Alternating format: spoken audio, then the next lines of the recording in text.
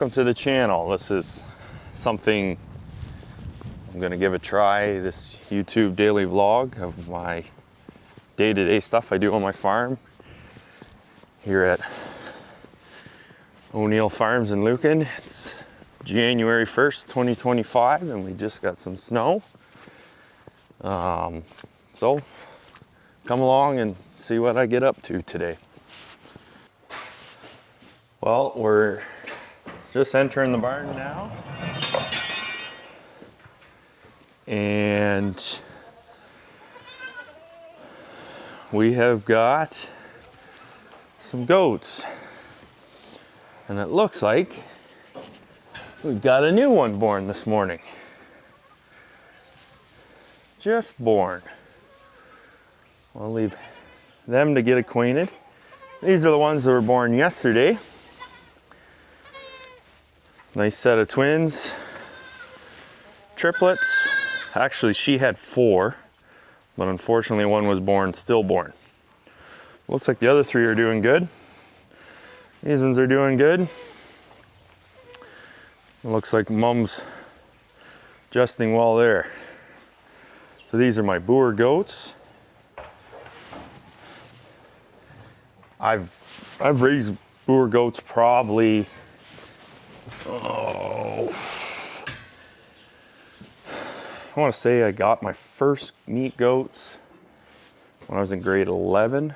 So that was 14 years ago. So, and then we've got our cattle here.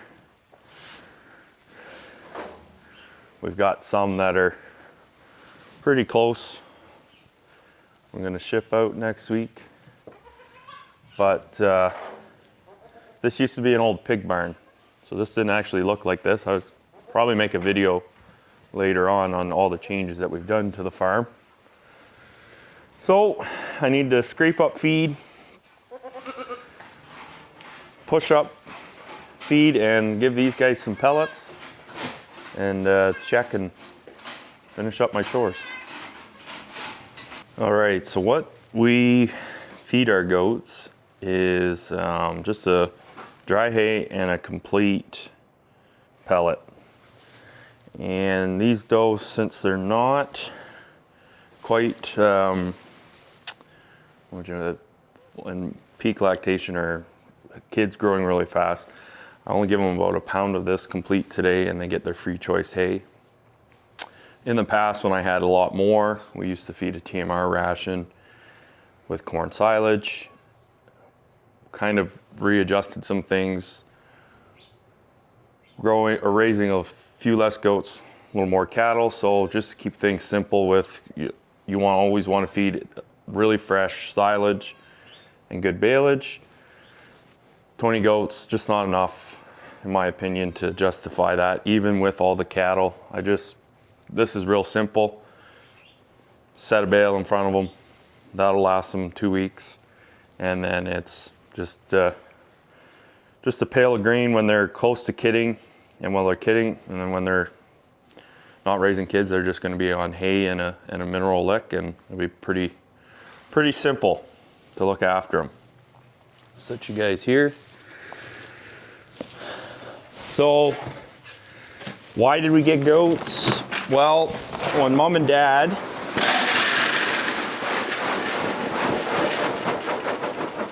oddly enough built their new house back in 2011, 2012, we had some painters, and they were from the country. I believe they immigrated from Jordan, and they were Muslim, and they were always having a hard time sourcing lamb and specifically goat. So we looked at that as an opportunity, something new to do. We had a couple barns that weren't doing anything from back in the day. So we thought, well, we'll just add some goats. Well, I didn't realize that they would be here as long term as they are, but I have definitely learned a lot with them. I think I figured out every which way they can die. Haven't figured out every way they can live, but definitely keep you on your toes, and when you think you've got them figured out, they throw you a curveball and you learn all over again. So the ones that kidded yesterday, I'm just giving them some pellets. I don't like to give them too much off the start. Gives a chance for the young kids to get their udders drained down a bit, so they're not as tender or sensitive, and the does will let them eat more consistently. And that's the key. In the first 24 hours, we want them to eat as much as possible, because like humans, baby goats are born with essentially zero, probably a negative immune system. And if they don't get colostrum and a steady amount of that colostrum, they don't often end up surviving. Now, we can give bag colostrum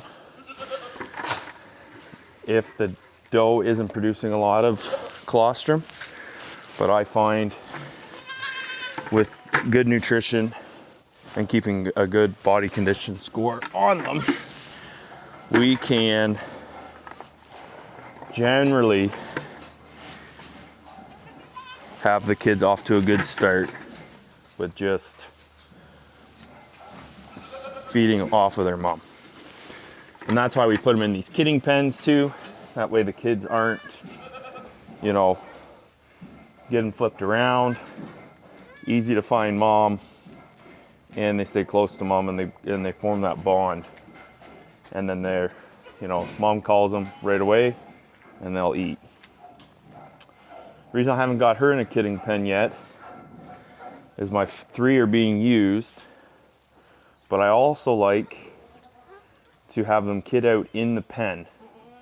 When they're in labor, they get up and change positions. I find they get a little restricted in the kidding pen, and they're not as comfortable, and it kind of raises their anxiety. Whereas if they're in the group with their pen mates, they get up and move around, and then also too gives the doe lots of room to get away from the group and look after their kids. So I usually let them free roam for an hour or two, let mom get them cleaned up,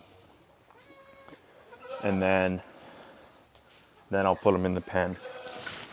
I don't know, that seems to work for me. I don't know if there's any other goat YouTubers. What have you guys found works? Like I said, I'm always open to learning and trying new things with them. I'm not an expert yet. I'm still learning, and that's partly why they're still here, is because it is a bit of a challenge, and I like a challenge. They kind of try and prove you wrong, and it's not easy, and it's something always different. So, well, that's these does fed, watered. It looks like mom's feeding them. Oh, mom's got a bit of a loose poops. So I'm gonna leave these guys here for a little bit and go and check the rest of the barns. We've got a couple other barns on here and a couple other things that we do. So these cattle here, we buy in calves that are 8 to 10 days old from a local dairy, and they breed some of their animals to Angus. So that's where we get beef crosses like this, and then we also get their Holstein bull calves that we will take up to finish. So this pen here, I used to have goats over in here, and when I had 70 total, And that pen was full back over here. Getting into cattle, they take a lot longer to get to market than goats. And so we were quickly realizing that we were out of space, and margins right now in cattle are a lot better. Who knows how long that's going to last, but we think it's a little more stable long term, and they're a lot easier to look after as one person. Because I myself am not at the farm full time. I work off farm full time and then help out when I can on weekends and after work. So my brother does most of the day-to-day stuff. He likes working with cattle, so compromise, get the goats down that it's not totally out of his, in a big major inconvenience for him, or if it's something that I need to do, I can quickly do them before work and after work, whereas his main time is spent looking after the cattle. So that's why this pen here has always been cattle, but we're gonna get more of these feed fronts, add them to that side, add them to this side, and I've got my original goat barn that I used out back. We'll get it set back up for goats, and that's where they're gonna be. And I'm probably never gonna be more than 20. Just 20 is a nice round number. 21 buck can breed them all easily. So we have a fairly tight kidding window, and it's about 3/4 of a ton of feed a month when they're close to kidding, and about 2 ton a month when they're raising their kids. And one square bale, 3x3x5, some good pure alfalfa stuff for when they're milking, will last them about 2 weeks. So only gotta put hay in every 2 weeks, and we just gotta do a pail of grain once a day. So pretty simple. That was my goat chores. I had no idea when I was gonna start this channel that when I came out this morning, I was just planning just to show you guys the kids that were born yesterday. I did not think that doe over there was gonna have one. So nice surprise on the first day of the channel. So we're going through this old hallway. There's the old bank barn. More on that. It's a lot more interesting than an old bank barn. This used to be our old farrowing rooms that then we converted to nursery space, and then decided to stop contract feeding nursery pigs. And so people have been slowly buying the nursery equipment from us. So these are the old gutters. So we used to have slats in here, and once or twice a turn, we would dump the gutters and it would go out to a pit. So we've got some of the old flooring. When these were nursing or farrowing crates for sows, we used to have 20 crates to a room, and we used to batch farrow 20 every 2 weeks, produce about 200 to 220 pigs, wean those off those sows, and then they would move into this barn here. This barn used to be nursery spaces, and as you can tell, it has been converted to house calves. So I got pictures and kind of a mini video planned. I think we'll go through on how we converted this over. So we set it up for a robotic calf feeding, and I think this guy here showed up yesterday, so we haven't quite trained him on the feeder, but we find we have to do that when they are really hungry, because it is a bit of a process to train them. My brother does a lot better job training them than I do. And then these are the calves that have been weaned. So I've just got to, what I like to do is I like to clean up this hay that's in front of them first, make sure they eat that, and then I'll go get some calf starter, or it's a 16% calf starter pellet, and they're on that till they're about 300 pounds, and then we move them down to another barn that we feed them a backgrounding pellet with free choice hay / baleage, and then we bring them back and start them on a TMR ration just before finish. That's the plan anyways. Plans always change, markets change. Sometimes the market's a little better for them to go as stockers than fats.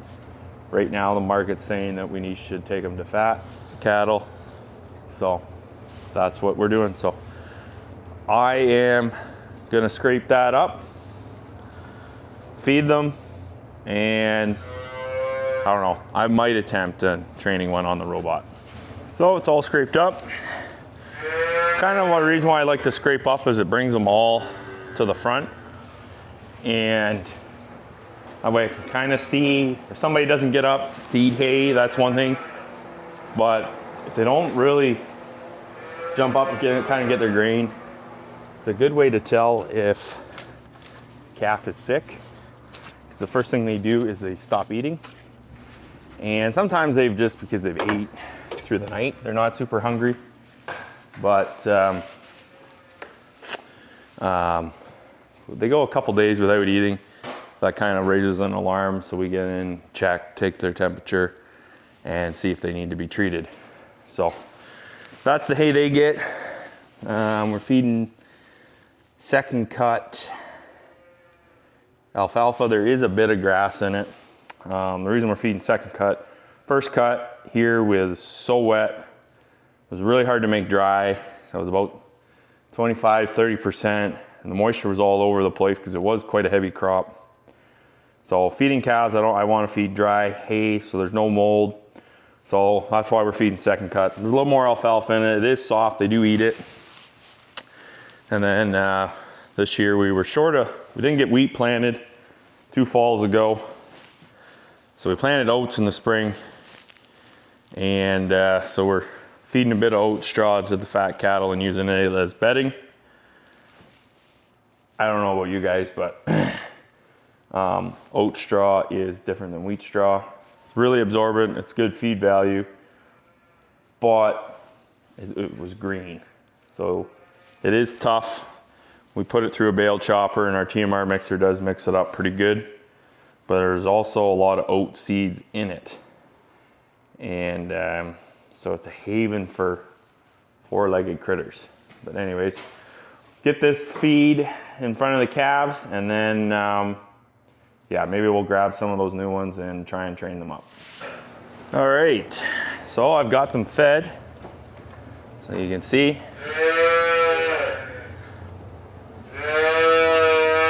Like I said, they're all up except one. So I'll just hop in and see. If they jump right up, it's just because they were not a morning person. So they hop right up. Yeah, just not a morning person. And we do get some that think it's time to come out and play. So they'll get up and go to the bunk and eat. So they're usually pretty good.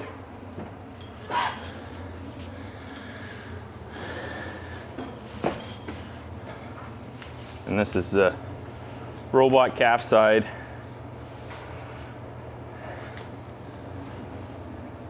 I don't know. And these are some Angus cross heifers. Yet to get a bull calf from them.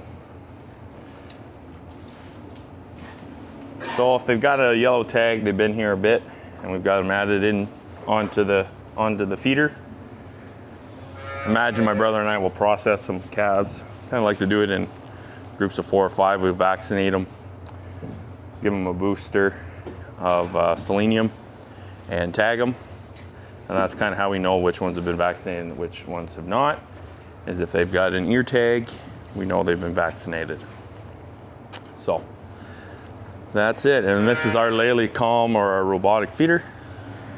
I picked this thing up used from another dairy farm. They were building a new calf facility and wanted something a little bigger, so got this thing at a bargain.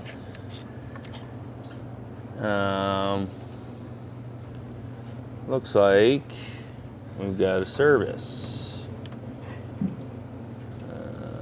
Exit. Oh, no, looks like it's fine.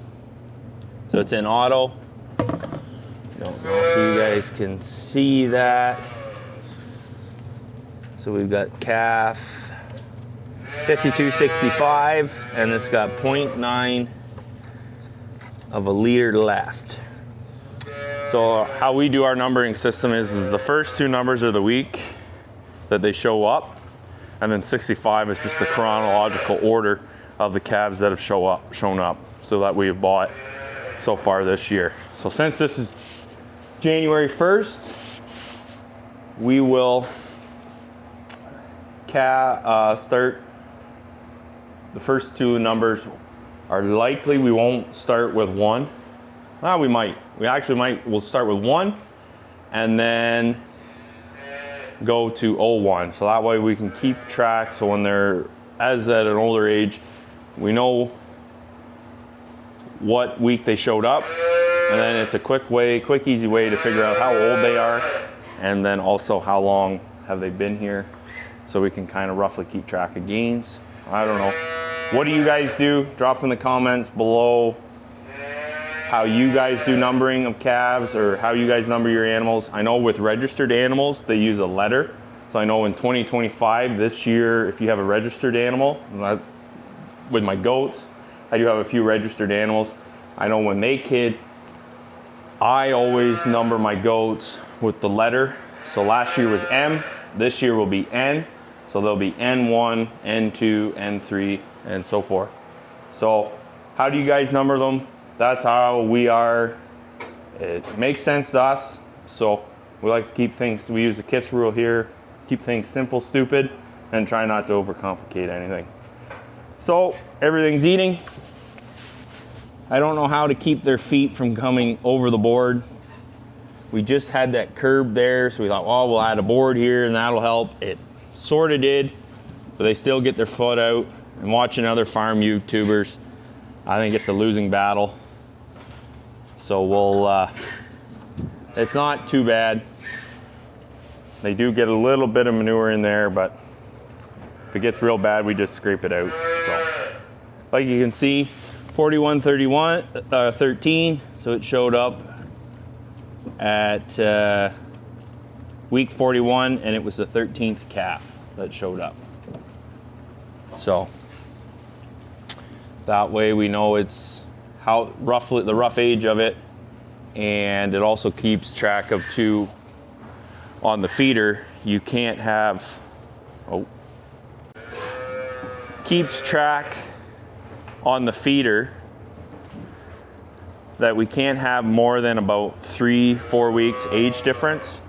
So that's another way too, is so since we've got some showing up, or that showed up yesterday, so technically they are on week 1 of 2025, and we've got some in here tag 50. We'll likely move the 50s over onto this side, and we've got a few 45s in here, or week 45s, that'll be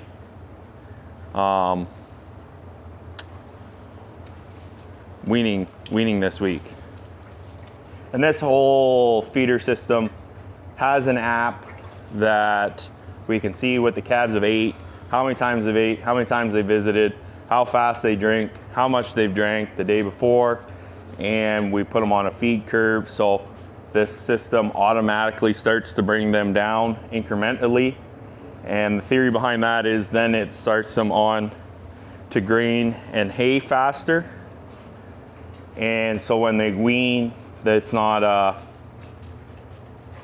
and we don't have to manually, or we don't have to do that. So it kind of frees us up, because we do farm and cash crop, raise corn, wheat, and beans.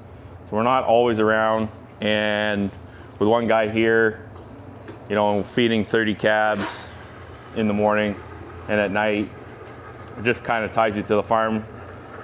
This kind of gives us a little more freedom, that if we got to be out in the fields or we got to do something else, that, you know, we're not tied to the farm, you know, every day. with a strict schedule, kind of keep things simple. And that app, you know, will alert us if the machine's not working right, or if a calf hasn't ate.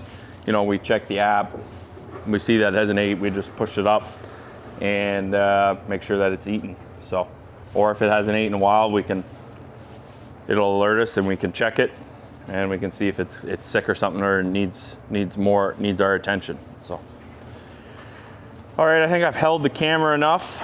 I'm going to set you guys down and finish up my chores and check back in with you a little later. All right, guys, so I'm going to attempt at training a few calves, and I hope you guys like this video. Remember to like and subscribe to the channel. This is something new I'm trying, so really appreciate your guys' support. Don't want to like or subscribe, that's fine too, but it helps the channel grow. And I hope the early subscribers, you guys feel you grow with me, and we'll have a lot more content. One thing here, we're a smaller farm, smaller mixed operation, so there's always lots going on, and I'll try and keep things interesting, because it's farming, you gotta have about 10 different plans, and we'll try and keep the channel interesting.